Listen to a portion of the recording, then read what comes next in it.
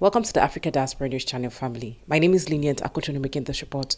Today we'll be talking about a festival that shook Nigeria on the 18th and 19th of March 2026. We're talking about the Violation Festival. For lack of better words and YouTube policies, we cannot state that four-letter words, but we would be using Violation Festival. So let's talk about it. On the 18th and 19th, we started seeing clips online of men gravitating towards a particular direction. We wondered what was happening, what were they running towards, what was so interesting, what caught their fancy. And then we got to learn that they were all running towards a woman, a young lady. It's a festival that no lady was supposed to be outside, and if they caught you out, that lady will be violated. Let's watch the video.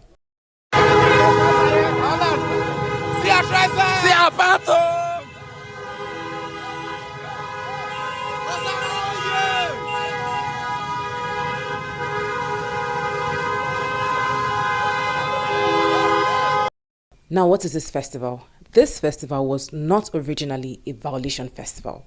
It was called the Aliodo Festival in one of the cities, 5 cities of the Ozoro Kingdom. Ozoro Kingdom, according to report, has 5 cities, and this festival was carried out in one of the cities. It was known as a fertility festival for couples seeking the fruit of the womb, children. So what they do is that they come out and they throw sand on them. That was the festival. That was what it was about. Unfortunately, this year the festival was hijacked. A festival that was supposed to be for people seeking children turned to something else. It turned to men violating women. I mean, look at the video. Now, the Aliodo Festival is a traditional ancient fertility festival celebrated by the Yoruba community in Ozoro Kingdom, Delta State, Nigeria. And it is historically dedicated to bringing the blessing of children to couples experiencing difficulty with childbirth. The purpose of the festival is meant to invoke fertility blessings for married individuals or couples. And historically, the event involved symbolic harmless acts such as dancing in procession and playfully dragging or pouring sand on married individuals who are yet to have children. Traditionally, women were advised to stay indoors between midnight and dawn out of reverence for the deity of fertility, not as a mandate for harassment. And the thing is, these videos we saw, they weren't at midnight, they were during the day. These things happened during the day. So unfortunately, in 2026, this event was hijacked by youths who twisted the traditional practices into acts of violence against women. Oh, the leaders of Ozoro Kingdom clarified that the actions seen on video were misinterpretation and abuse. Now, the police department came out to speak about it, that it wasn't what they intended, that the chief priest was supposed to come out to pray for those seeking the fruit of the womb. It wasn't what we called it, a violation festival, and that none was hurt in the process, that they checked those that were in the hospital, everyone is doing well. Among the 4 girls that was interviewed yesterday, not one of them said they were raped. And up to this very moment, we've not had any official reports that anybody was raped. That aside. Then, it was not a rape festival.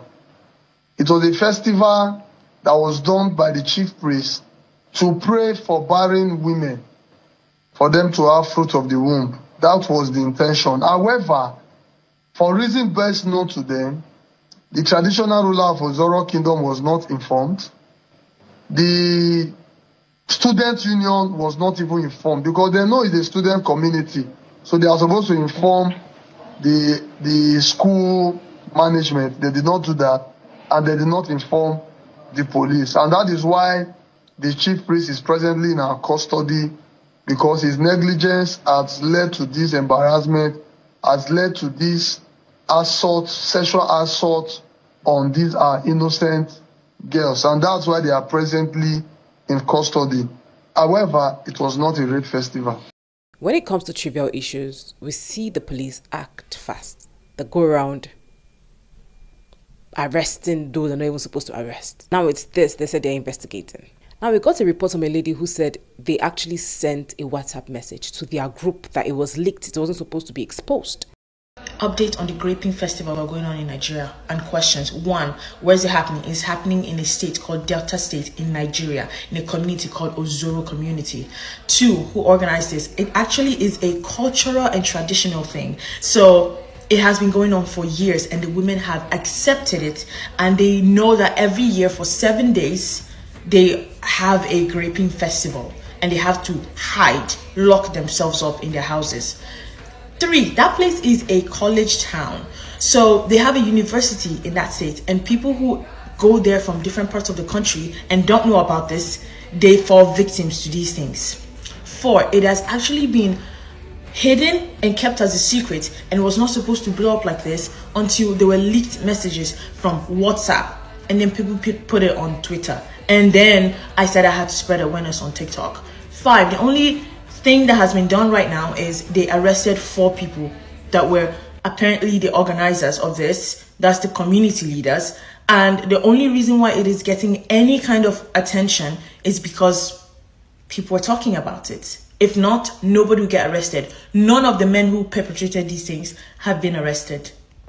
So one thing is established, family, that the chief priest is actually aware. The chief priest is that messenger of the gods. He acts on behalf of the gods, speaks to the people, gets messages for the people. And if he was aware, that means he knew this was going to happen. They knew it was going to happen, and they kept quiet about it. We have college students in that place. That means any lady that went out that had no idea about this had been violated. But they made it seem as though nothing happened. I mean, everyone is supposed to pray for this, because why would this be going on and a state of emergency wouldn't be declared? What happens to the police in Delta State, in Ozoro City? What happened to the local government chairman? What happened to the leaders? They were quiet about it and allowed their boys to do this. This is the first time we see something of this magnitude. We've never heard something like this before, and according to reports, this wasn't the intended festival. It was hijacked. Unfortunately, some people got to fall victim, and they are trying to cover up those that were affected as best as they can. What do you have to say about this story, family? It's quite unfortunate. This is the first time we're hearing of something like this, something of this magnitude. And our government, our local government chairman, we're kind of aware, because something can be going on, something like this cannot be going on, and then you as a local government, why are you there in the first place? To lead the people. Well, what do you have to say about this unfortunate incident, family? Comment your thoughts, and do not forget to share, like, subscribe, and turn on your notification button. My name is Lynient Akotonou.